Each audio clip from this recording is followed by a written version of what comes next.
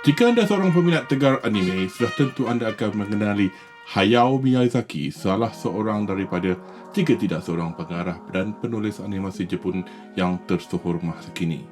Dilahirkan pada tahun 1941 di Tokyo, Miyazaki merupakan anak kedua dari 4 orang kepada Katsuji, seorang industrialis kapal terbang perang, dan Yoshiko, seorang suri rumah yang tegas. Satu sifat yang memberi impak kepada Miyazaki di mana ibunya telah memberi inspirasi kepada beberapa watak dalam penulisan beliau. Selepas menerima ijazah sarjana muda beliau di Gakushuin Daigaku di Tokyo, Miyazaki memulakan pekerjaan pertama beliau di Toei Animation pada tahun 1963 sebagai seorang in-betweener.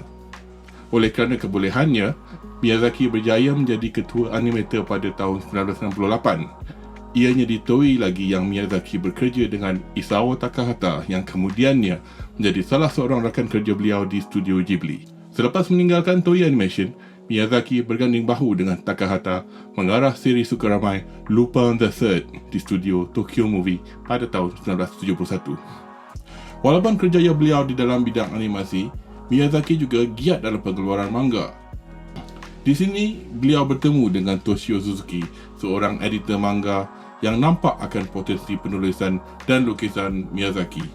Sebahagian daripada manga nukilian Miyazaki yang bertajuk Nausicaa The Valley of the Wind, Kaze no Tani no Nausicaa dijadikan sebuah filem anime pada tahun 1984 oleh studio Topcraft, di mana filem ini diarah oleh Miyazaki sendiri dan Takahata dijadikan sebagai produser.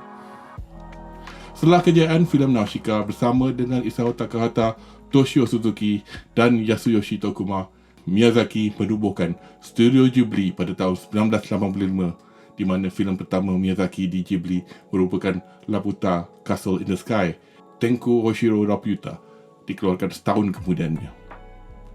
1988 menampakkan arahan terbaru My Neighbor Totoro, Tonari no Totoro, yang dikeluarkan serentak dengan filem Isao Takahata yang bertajuk Grave of the Fireflies.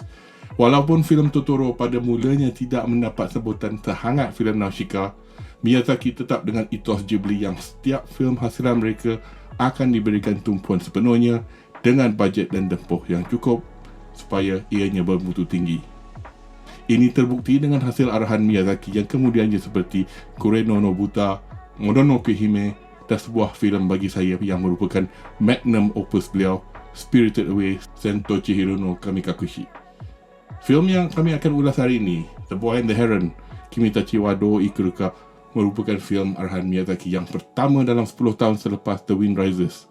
Filem ini dikatakan akan menjadi filem terakhir Miyazaki, walaupun beliau pernah menyatakan hasrat ini sejak filem Mononoke Hime lagi. Seorang eksekutif studio Ghibli yang menghadiri Toronto International Film Festival menyatakan yang Miyazaki sebenarnya masih bekerja di pejabatnya sehingga hari ini. So, kita sebagai peminat Hayao Miyazaki hanya boleh menunggu.